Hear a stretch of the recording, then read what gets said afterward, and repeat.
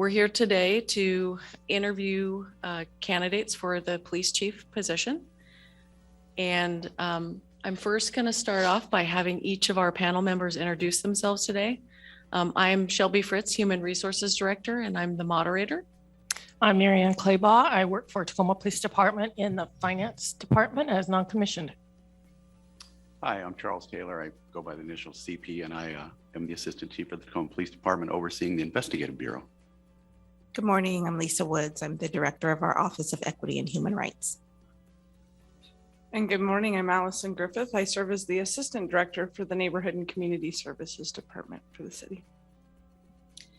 And our first candidate today is Sean Case. He is from the City of Anchorage, where he is a captain. So what we'll do today is go in order of just straight down the panel as we ask questions. Sean, are you ready for the questions? Absolutely. Okay. So Marianne has the first question, so I will kick it to her. All right, Sean, we've had an opportunity to review your resume. And from your perspective, how does your background and experience prepare you to be the chief of police for the city of Tacoma? I think one of the things I'm proud of in the background is just that, there's a lot of diversity in the things that I've done. I work with two agencies, a very large agency with Los Angeles Police Department, and then an agency a little bit larger than Tacoma, but kind of the same Tacoma feel. We have 300,000 people in Anchorage, and it's kind of that hometown feel a little bit. So you get all the big city problems and concerns and issues, but you also have a real community. It's not too large where people don't really kind of know each other and get to know, the people that have real involvement in the city. So that experience has been great. I also have a pretty diverse education as well. One of my master's degrees in criminology, and my focus in that degree is looking at how police influence overall attitudes and opinions towards police in general, and how the police can impact fear of crime, which, I'll argue that fear of crime in many instances is worse than the actual crime itself, right? Because it's a human response that we have to our environment. And police can play a pretty heavy role in impacting that fear of crime, more so than we can actually do with the crime itself, because there's so many dynamic factors that are involved in crime.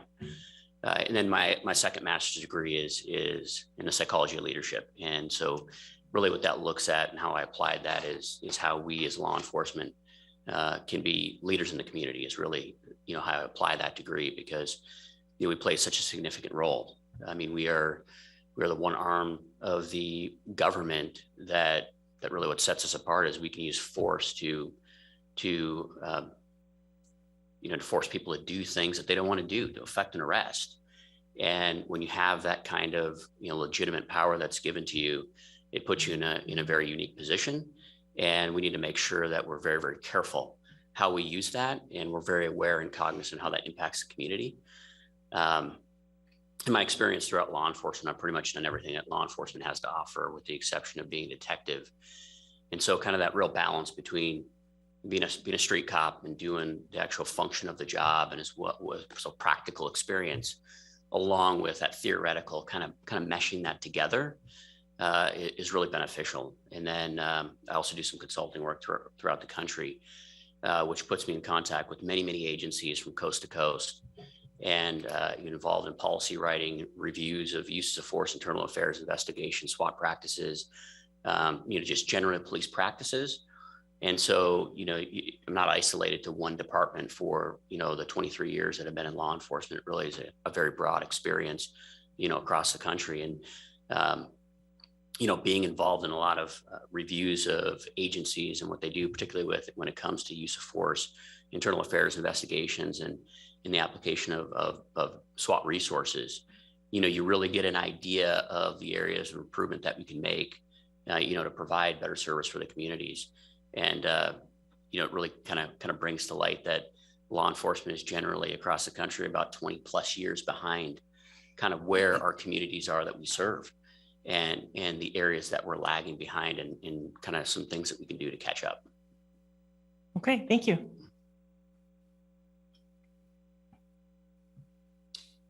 Morning, Sean. How are you? Outstanding. Thank you.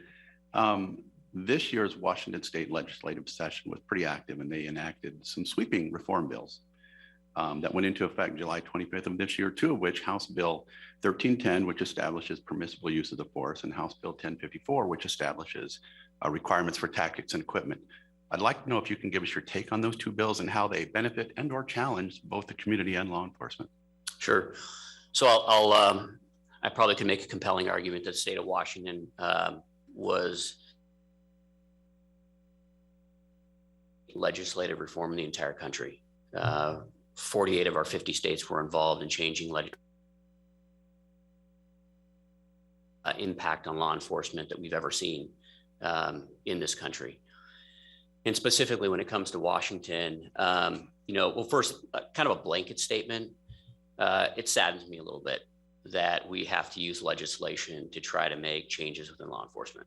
Again, I've been in this business for 23 years. I take a lot of pride in what we do. And it was our responsibility to be ahead of that. We can't legislate our way out of this. It's a step, certainly. It can help and benefit. It can get the ball rolling.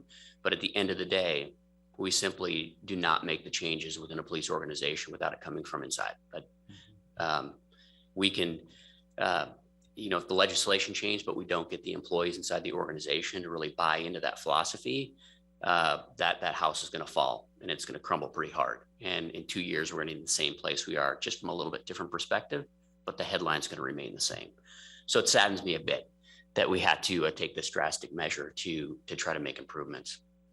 When it comes to training requirements that the state of Washington is now requiring, when it comes to certain policies that are required of police departments that are now required in the state of Washington, fully support just about every one of those things. And I can't think of one off the top of my head that I don't. Shooting at or from a moving vehicle, banning the use of chokehold and carotid hold, increasing training when it comes to crisis intervention, increasing training when it comes to diversity, cultural awareness. Some of those in law enforcement, we kind of look at them as softer skills of policing because they're not the things that you're not running and driving cars and tactics. Those things are generally very small portions of our police academy, and they're even smaller portions of our in-service training. And those are the skills that get us in trouble because we neglect them and they're not a focus of the agency. I support a very integrated response when we're doing training so that, all of the more tactical skills that we learn in law enforcement, the softer skills are incorporated, right? You want your firearms instructors teaching some of those other skills as well, because it has to be ingrained in officers how important that is. And it's got to be involved in everything. So those sorts of things I completely support. Some of the challenges in the bill, I think probably the most challenging thing in the bill, which are in some of the bills, particularly, which I know there's been headlines about and a lot of police agencies have been speaking out on, is when you change the interaction for probable cause, reasonable suspicion of probable cause when you can use force. So, the limitation that creates is, locking down a scene when, a crime scene has occurred and you have reasonable suspicion based on a training experience that some people may be involved, but we don't have the information yet. Being able to stop them and have contact with them, that's been removed. And so that can be challenging. But I understand why those things went into legislation. And I think over time, training and response, that's going to balance itself out. Right now, that's one of the challenges we have for sure in Tacoma and in the state of Washington is how we take those laws and really apply them. I think right now, a lot of officers, kind of their heads are spinning. The law came to effect and the training is still trying to catch up on what that really means, particularly that differentiation between reasonable suspicion and probable cause. I think that one is probably the biggest challenge that we have. Thank you. Good morning. Morning. Sean, please explain your ability to work with and establish relationships with a wide range of diverse stakeholders and communities, as well as strategic partners, officials, colleagues, and the media. It's a lot. So, I think really the easiest place for me to start on this one is if I could kind of boil down in the most simplistic form of who I am, I have a love and passion for people. I mean, and after being in law enforcement for 23 years, not everyone's fortunate enough to still feel that way. That kind of degrades over time. And so I start kind of from that place no matter what. And I also, as weird as it sounds, I encourage conflict. Conflict's good. Conflict's healthy, whether I'm on the recipient end or I'm just participating, or law enforcement in general is. And in all of those, different groups that you've mentioned, they come from a perspective. They have either a job to do, you mentioned media, so they have a job to do. They have a specific interest they're trying to protect or advance, or they have lived experiences. And so you have to understand that, you have to accept that, and you have to appreciate that. And, it's establishing partnerships with those groups. And the partnership really starts, I feel like, when the police department extends that hand and welcomes those different entities, groups, interests, early into the police department, so you can have that relationship. And that takes work behind the scenes with the department and the employees within the police department, because you want to create that welcoming environment. But I've had a lot of experience working with multiple different entities, and I'll give you one that I'm particularly proud of right now. Is we're waiting for a grant right now in Anchorage that I've been working on for quite some time, and it's working with our Alaska Native population, and particularly 2 Alaska Native corporations, as well as the university. And so looking at domestic violence, we have an extremely high rate of domestic violence in Alaska. I know we also do here, so it's kind of a 1-to-1 ratio, and our Alaska Native population is grossly overrepresented as both victims and offenders when it comes to domestic violence. And it's a very rich, it's a very proud culture. And to try to overcome that becomes challenging, right? Because to dive into that and say, hey, we want to focus on one group and try to reduce that victimization, try to reduce that recidivism, certainly the police department is going to solve that problem. And people are hesitant to do that. So we partnered up with the resources that have dedicated their lives to focusing on the Alaska Native population. We've asked for their help, their resources. We're just simply a vehicle to help it happen. The Alaska Native populations are the one that are rallying around to actually make this happen. And if we get this grant, I'm real excited to see this unfold, because it's a lot of years in the making to come together. And I think we even have the support, if we don't get the grant, that the support we have, we may even be able to do it without the funding, which will be a lot more challenging. But that's just an example. And I think that's true with the police department in a lot of different situations. We're not the ones that are going to take control and solve all the problems. We have to create the environment where the real stakeholders, are empowered to really be a part of the solution to the problem. That's going to help them, get kind of equity that they want. Thank you. Hi. Tanisha Jumper. Sorry about coming in late. Describe a situation where you had to work closely with elected representatives who were upset with policing issues. How did you manage communications with them, the city manager, and affected parties? So, first of all, the relationship with elected officials cannot start when there's some sort of a problem. Way behind the power curve. That relationship with elected officials happens all the time. It's constantly ongoing. In a perfect world, you start that relationship in times of kind of things are calm and there are no issues, because then you can really establish the rapport in the relationship. And when you establish that relationship, and there's many elected officials that I have a relationship with that I don't 100% agree with everything that they think, feel, or how they want to legislate, but I certainly, we develop that respect, right? And I think the one kind of blanket respect that I generally give to our elected officials is they don't sign up for that job with ill intent, right? I think just about all of our elected officials, and I'm sure there are some exceptions out there, but they want to make this place, whether it's the city of Tacoma, whether it's the state of Washington, a better place. And they go through quite a bit to do that. Going through a political process is probably not the most fun process, but they have a perspective, and and I understand that as well. And, a couple of years ago in Alaska, to give you an example, we had sweeping legislation, Senate Bill 91, that was criminal justice reform. And the idea behind the criminal justice reform, which I wholeheartedly supported, was how do we get folks out of prison that don't need to be in prison and provide other resources for them? So those that are suffering from mental illness, housing them in jail probably is not the best solution. And those suffering from drug use and misuse, incarcerating them might be, but might not be the solution in every case. And the idea is that if some of those folks are out of prison, the money savings, the cost savings, now we can increase treatment, right? So we can respond better as a criminal justice system. And when that legislation went through, it happened very quickly. And there was a lot of unintended consequences. There also, the resources weren't there, right? So when we took folks out of jail, we actually didn't have the resources that we intended on having. Some of the unintended consequences made it very, very challenging for officers to do their job. An example is intoxication. So we arrest somebody that no longer can go to jail. Malicious destruction of property or vandalism would be an example. And they don't go to jail. Was no longer a jailable offense. And so what would happen, particularly in our rural communities, if you can imagine, you have a rural community and someone's greatly intoxicated and there's no place to go.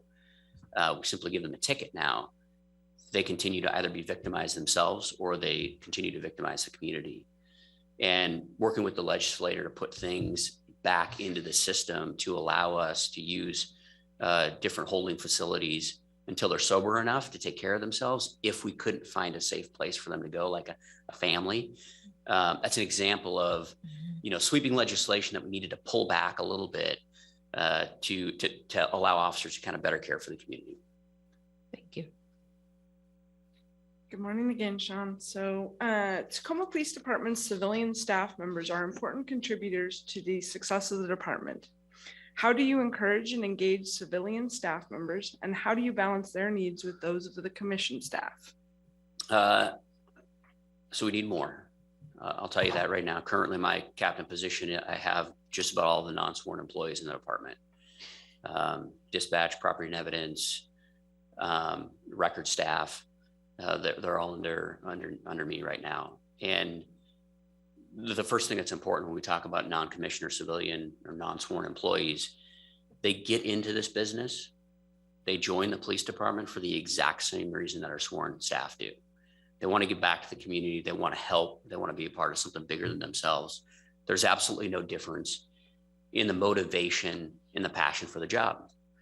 And, but there's a divide, there's a disconnect, and it's very challenging. I see this in department after department, because first of all, your civilian staff's outnumbered, and most people think the primary function of the police department is obviously the police officer that go do the job. When we see, we want to increase staffing in police departments generally around the country, we see a lot of talk about increasing the sworn staff. Neglecting the non-sworn staff has to increase at the same rate, because more work on one end means more work on the other end. And so you have to bridge the gap, right? You have to do things that are fun for your employees, because making a fun working environment is a happy and engaged work environment. So for instance, we just trained a bunch more employees, non-sworn employees, to do messenger duties, to take documents we actually have to, believe it or not, in government, yes, we still have paper that we have to deliver documents to the court and prosecutor and district attorney's office. And so we use kind of a modified emergency vehicle operations course for the civilian non-sworn staff that we give to the officers, including that training with the non-sworn staff. We also include the non-sworn staff in a lot of different training as well. Leadership, supervisory training, we do a lot of mixing. And then the other things, ride-alongs. We encourage our non-sworn staff and our supervisors to put the non-sworn staff inside the patrol car with the officers so they can, build that relationship. The other thing is, particularly with record staff, where they're receiving calls and doing report taking over the phone, they're involved in police type work, and they take a tremendous amount of pride in knowing that the work that they're doing leads to a resolution at the end. And so we actually like to keep track, as an unofficial tally, because it's just kind of it's a morale booster, and it's an inclusive measure. How many times did our record staff receive a call, input information, take a report over the phone, do research, connect the dots, and then pass it to a sworn to do the very last step that led to a positive outcome, getting property back, making an arrest, to really include them in that kind of enforcement piece of the department. And that constantly has to be happening. Briefings that occur on the sworn side, we always want to include our non-sworn staff. But I'll go back to where I started. Increasing the civilian staff in the police department is extremely important. There are many, many, many more duties that the non-sworn civilian staff can do within the police department. That's more efficient, cheaper, and I'll be honest, they do a better job, right? They're focused on certain things better than your sworn officer. Okay, next question. For you personally, what have been fulfilling and satisfying aspects about policing in the community, and how would you envision this in Tacoma? I go back to the kind of that love and passion for people. Working with the Alaska Native population, one of the things they like to say is the shortest distance between two people's story. So I keep giving you stories, and that's where I learned it from. Several years ago, I was a patrol shift commander, and we had the goal on the shift of really being personally engaged with the community and increasing non-police related contacts. That was the primary goal that we had on the shift. It was really important to me, really near and dear to our heart. Sometimes we have to remember that the law enforcement, the actual policing end, the enforcing crimes, making arrests, all that sort of stuff, we can actually neglect that as a constant vision, because that's what we do. That's our base function. We don't have to focus on that every single day. Like, the calls are going to come in. We're going to do that work. And so we really focused on that non-police related contact. And so anything the officers had, I told them I'd support them. Like, anything you can think of to increase that, I'm all yours. And I had 2 employees that wanted to do a project that we now have done for several years, going on close to a decade now, called the Clothesline Project. And basically it was collecting clothes. And at the time it was clothes that were not being used anymore, and, cleaning them, getting, good quality clothes, shoes, backpacks. And we got a location that was donated to us, and we focused our attention in areas of the city that generally have families that are living in poverty, that can't do the back to school shopping and get their kids ready to go to school and show up with new shoes like some kids are able to do. And we invited families to show up and have access to free clothes, free books and supplies and backpacks, lunch boxes. And the very first time that we ran it, 2 hours prior to opening the doors, the line was out the building, around the corner, wrapped around the building. And this was 100% a line level, 2 line level patrol officers that came up with this idea. You can imagine now it's donated from businesses, and like this is blown up to like brand new in the bag clothes and box, right? And I wanted to dedicate a lot of on-duty police resources. And we all have those officers that they're worn down. The things they've seen, just the impact that they had with policing, and you can see they came in here and they're down here. And the job takes it out of you.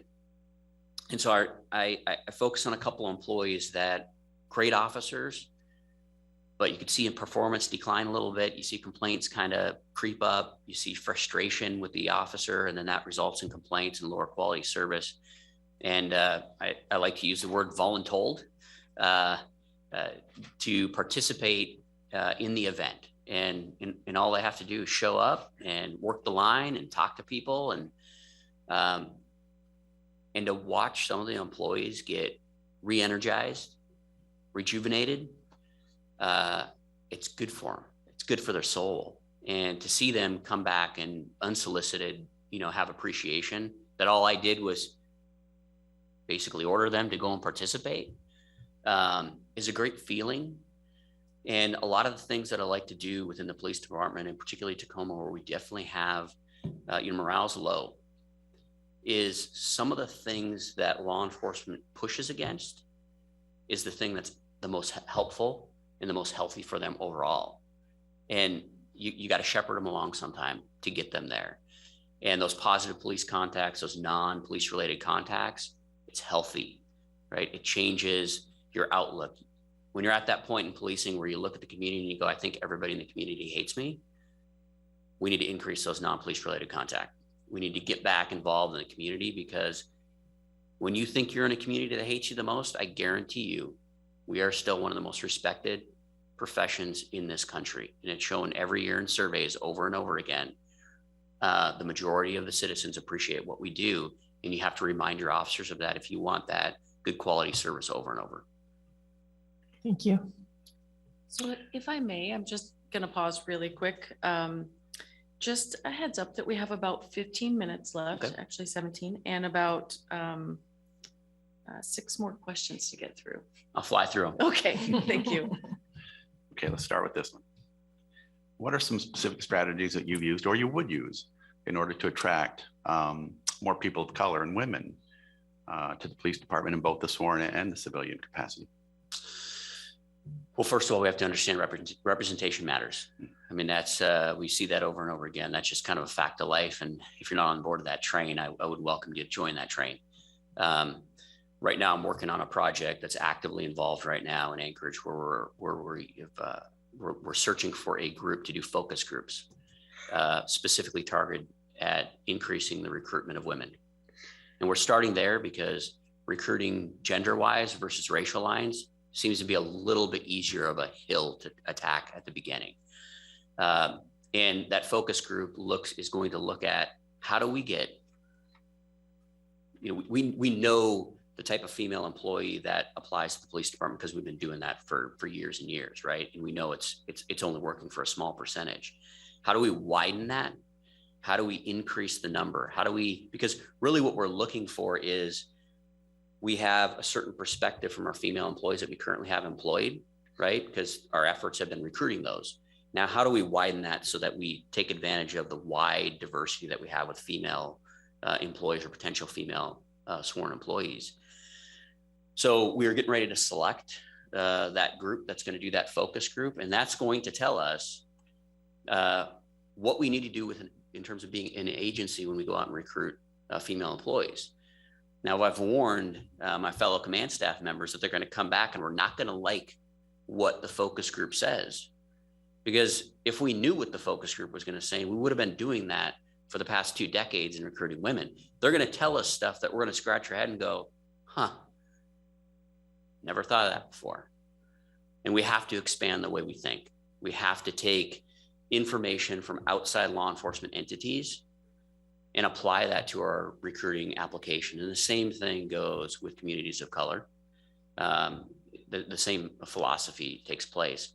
The secondary thing that we have to do is we have to ensure that our training and then our processes within the organization also are changed and modified a little bit, because our organization is based on the paramilitary model, right?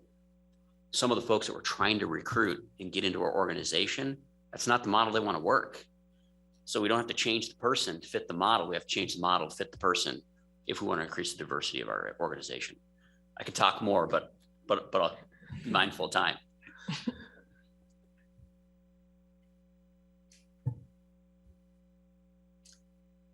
Okay, this is quite a lengthy question, so I'll answer it a little bit slowly. The city of Tacoma is beginning an in-depth transformation to become a truly anti-racist organization. Tell us about a time when you led a major transformation or change effort for an organization. What were some of the challenges you faced in doing so and some of the successes? This time thing's going to be a challenge here because that's a great question. And, I can tell it with a story again, because I think applying knowledge is great. We had a situation at one particular time, and we had a couple shifts that were going to play the national anthem during a briefing, which I don't have a problem with the exception of, I think we can all assume what's going to happen. At some point in time, someone is going to exercise their right to not stand or place their hand over their heart because they have an opinion or a perspective, or they've had a lived experience. And unfortunately, I agreed to allow this happen at the time, even though I could see that something happening downrange. What ended up happening is we did have an employee that stayed seated during the national anthem that was being played in briefing. And there was an opinion that had to do with race as to why the employee remained seated. And it becomes a very tough challenge when you have a group of employees that wear a flag on their shoulder, former members of the military. And you have that balance between kind of that respect and reverence for the flag as it stands alone. It's a tough issue as a country we've been dealing with for many, many years, but certainly in the last 5 or 6 years, even more so. But you also have an employee that has a perspective, that has a lived experience, that has a story to tell as it relates to why they sat down during the national anthem. And I had to navigate that process because, number one, I made the decision to allow it, even though I probably knew better at the beginning, and made a bad decision, and now put an employee in a position where there's conflict between coworkers. And that takes hours of time and dedication to that single employee. It also takes hours and time and dedication to those employees that had an issue with that. Because number one, we can't have an issue with that. We just blanket cannot have an issue with that. As human beings, we have that right. As fellow coworkers, we have that right. And, it's our duty and responsibility to support that employee for the perspective they have. And if we can't do it within the walls of the police department, there's absolutely no way that we can do it outside in our community. So you got to tackle those things face on. And again, this is probably an hour-long answer to that question, but I'll move on to the next one so we can get through the questions. Thank you. Please tell us about your experience working with other department heads of the city council on goals. Other department heads on city council goals and objectives. What were the outcomes? So I'm going to go back to years ago. I was involved in strategic planning for the organization, kind of as a young officer. I got an opportunity to work in the chief's office after just having 5 years on, kind of impactful throughout the rest of my career. And part of that was creating a strategic plan for the administration, as well as we call our city council assembly in Anchorage, and creating a roadmap that was a 5-year plan, and of course renewed every year. So it was always 5 years out. And working with those government officials, because there's always a fiscal note attached to when you have a 5-year strategic plan. At some point in time, we need money to do some of these things. So it really involves many aspects of not only inside the police department, but outside the police department. And really that's kind of government-wide document, and also includes public involvement as well, because there's a piece of a strategic plan that has to include how we provide services. And so that a very wide array of people that you have to have interaction with and work with.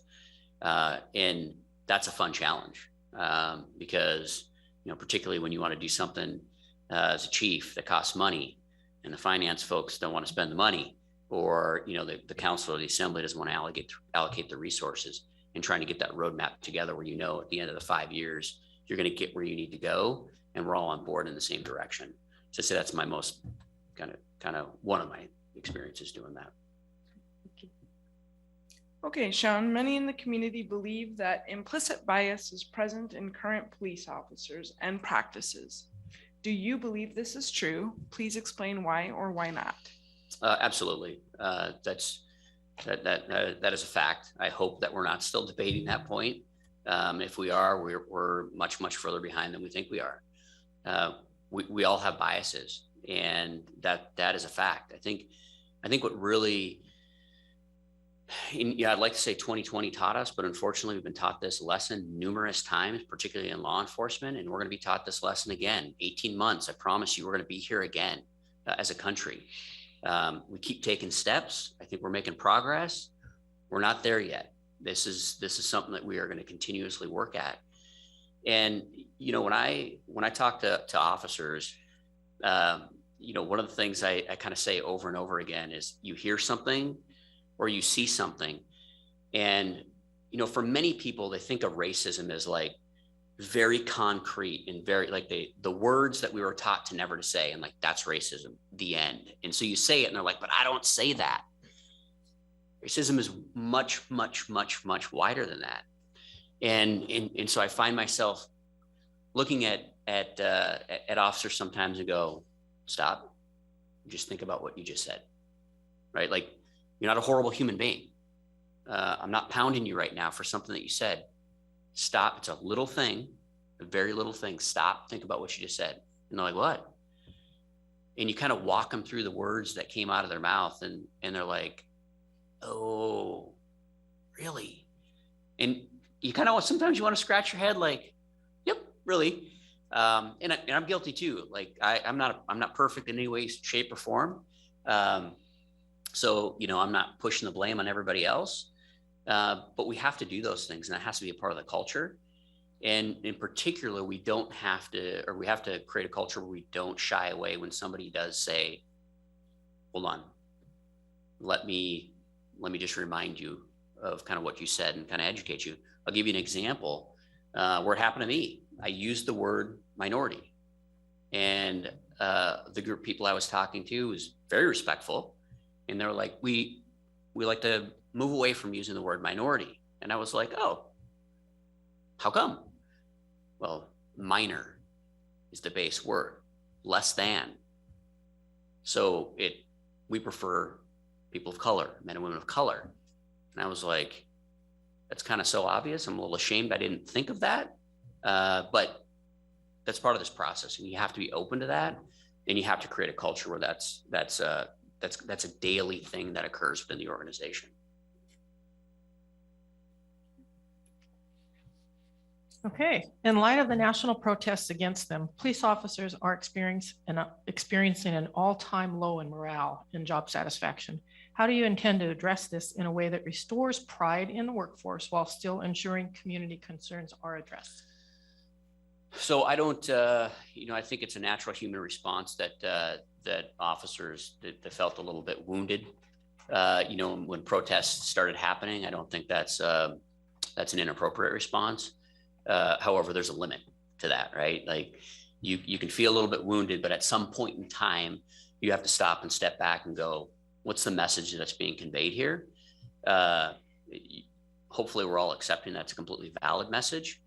And then, you know, what I like to say is it kind of put a smile on my face, oddly enough, after I was able to step back and go, all right, let's look at this. And it kind of put a smile on my face because we had a very unique time in our country where we had COVID, which I think, you know, contributed to the level of involvement that we had in the country. It really impacted even outside of the United States borders, right? Like this is a worldwide thing that we created. And again, although there's a lot of negative feelings that I have, there's shame and sadness, you know, being in this profession this long that we had to endure something like that. What it taught us is it gave us the start of a roadmap that we have to be committed to. You know, I've said multiple times, we're going to see this again. And the only way not to see it again is to be steadfast and stay on that roadmap. And that roadmap is winding. It's not a linear road. It's not something, and it's not ever finished. And we have to constantly stay engaged with that process. I think how you get officers to remember and to understand and to have pride in the work that they do is at the end of the day, no matter how much tension and aggression or pushback or anything that we perceive as negative, when we show up, when we're dedicated to our calling, when we do what we signed up for this job to do, serve our community, in the end, we become folded into that community. What we do is appreciated. What we do is accepted. What we do is loved, right? As long as we stay true to what we're here to do, what our passion is, value driven, and dedicated to our community. But we have to highlight that, and we have to support our officers and really, kind of praise them when they're involved in those sorts of, communications and engagement. Okay, thank you. We're at the finish line here. So is there any additional information you'd like to share with us regarding your experience or qualifications for this position? And or do you have any questions for us? So you're all city employees, correct? I think. 3 are. Okay. I guess my one question that I always really am the most curious about is there's a lot of change that's happening in Tacoma. There's a lot of wheels that are moving. There are reports, there are things that are in progress. There's a long list of tasks the city manager has. Most of them are in progress that have to do with policing. What's the one most important thing? And I guess I'll just ask anyone who wants to kind of dive in. Of all the things that are being worked on within Tacoma, and what's the timeline? How immediate do we want? I know we want it now. We want everything now. I guess what's the temperature for allowing that to take its course and take place? And I'm sorry, we're doing this, so I kind of want to turn to you. Okay. I think I would say our anti-racist transformation work is probably our most pressing work. And that's about the entire city, kind of evaluating ourselves, a lot like what you said in your last statement. So the work's never done. The urgency is very high. And then there's a lot of focus on policing, because I think that's where people automatically know that there is a history of racism, but it is throughout the entire structure of the city work that we're doing. And so I would say that work has to be done for us to be able to do a lot of the other work. Now, policing has a whole list of tasks that are very specific to them, but I think they all serve that purpose of becoming an anti-racist organization in totality. And I think we need to start producing results so the community can see it, not just what we're talking about internally and the work we're doing internally to kind of understand where we're at and what we need to happen. But now it's time to start showing outward what that work looks like and what that means for us as individual staff, as individual departments, and as a part of a broader community. So, Ma'am, do I have time to do a quick response to that? I know I'm pushing you for time. 30 seconds. I wish we had the opportunity, specifically on what you just said. I wish we had the opportunity to focus almost like a complete work session in this process, just about how we attack some of those issues. Specifically, I mean, we know the numbers are there, the data's there. It's our Black communities are overrepresented in stops and citations and arrests and incarceration rate. And there are some very real things. We have to be courageous enough to do it, but there's some very real things that we can do to reduce those numbers, change those numbers. And the reaction that typically we get when we want to talk about that is like, hey, like we're just arresting the people that commit the crimes. Like it's kind of not our problem. Yeah, that is long ago. We should have left that in the past. That's a day-long work session that would be, let's put that in that process next time. So unfortunately, we are out of time. Thank you very much. And thank you very much for helping us stay on schedule. It's a lot of questions to get through in a short amount of time. Thank you to the panel for, having good questions and engaging with the candidate. That closes us out for right now. So we'll take a short 15-minute break and be back with the next candidate. Thank you. I appreciate your time, everyone. thank you. Thank you.